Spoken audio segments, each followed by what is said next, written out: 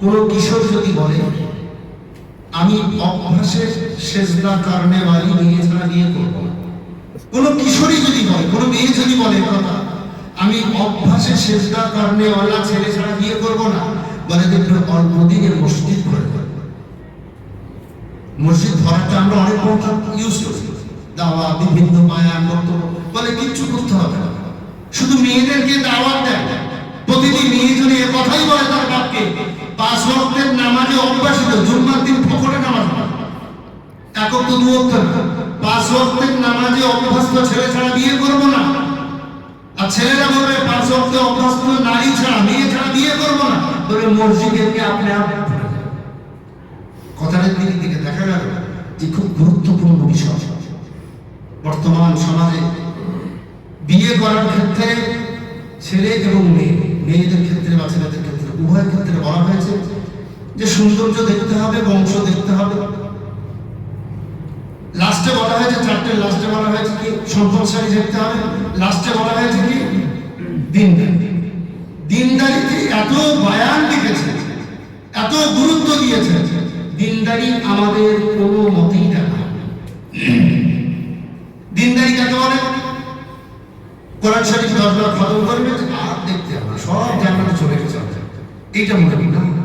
অভ্যাসে নামাজি হতে হবে। সালামুন কাওলাম মির রাব্বির রহিম, আল্লাহর তরফ থেকে যে আপনার উপরে সালাম দেওয়া হচ্ছে, রহমত দেওয়া হচ্ছে, এমনি না। এজন্য আপনার স্ত্রী মানে যাতাই জিনিস নয়। আপনার স্ত্রী ফজরে আপনাকে ডেকে দেবে, আপনি আপনার স্ত্রীকে ডেকে দেবেন, এর নাম আল্লাহর এই রহমতের নজরে আপনি পাবেন। বলে হুজুর অবস্থা কিন্তু আপনার এবার কোনো সমস্যা না, ফালতু কথা বলবেন মানুষের মনে হয়, কিন্তু সালামতি একজন ঘরে যদি কোনো মানুষের কোম্পানি খোলে তো মিসাল স্বরূপ দেখা যায় তার সব থেকে ভালো হতে হবে ম্যানেজার, যে কন্ট্রোল করে পুরো কোম্পানিটা। ম্যানেজার যদি টাকাবাজ হয় তার মানে কোম্পানির সমস্যা।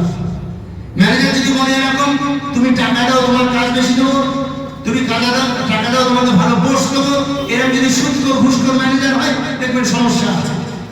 যদি আমাদের পাবন্দি ম্যানেজার না হয়, সততা তার মধ্যে না থাকে, যেমন ব্যবসার ক্ষতি হয় সে নিজেও বুঝতে পারে না, ঠিক তেমনি বেনামাজি স্ত্রী আর বেনামাজি স্বামী যদি বাড়িতে থাকে জিন্দগিতে বরকত দেখতে পারবেন না। আর শুধু নিজেদের মধ্যে ঝগড়া কি হচ্ছে, আল্লাহ শুধু আমাদের দেখতে পায়, ওদের দেখতে পায় না, শুধু এর মনে হয় না। আমার সাথে একটু কথা মেরে নিতে তাদের একটু ভালো করবো, হুজুরকে কি দোয়া করতে চাও নিজে কি করতে চাই। এজন্য প্রতিটি মানুষের সংসার একটা বিরাট বড় দায়িত্বশীল জায়গা, বহু বড় দায়িত্বশীল জায়গা, যে আপনাকে জান্নাতে পৌঁছাতে খুব সহজ উপায় তৈরি করবে। তার জন্য উচিত আমার ঘরে যে আসবে সেজন্য নামাজের অভ্যস্ত, তার মাতা পিতা যেন নামাজি হয়। বেনামাজি ঘরে মেয়ে বিয়ে করা মানে আপনার পরিবারটাকে জাহান্নামে নিয়ে, বেনামাজি ছেলের সাথে মেয়ে বিয়ে দেওয়া মানে আপনার পরিবারটাকে জাহান্নামে নিয়ে। কেউ বলে কোনো বক্তব্য কাজে লাগে না, এই অন্তঃসিদ্ধা করছে কোনো। এখানে শেখ সাদি রাহিমাহুল্লাহ একজন অভিজ্ঞ আলেম, তিনি বলেছেন যত বক্তব্য দাও না কেন তোমার বক্তব্য ভুল হবে, কাজ তোমার বক্তব্য 12টা বাজাবে। কেন?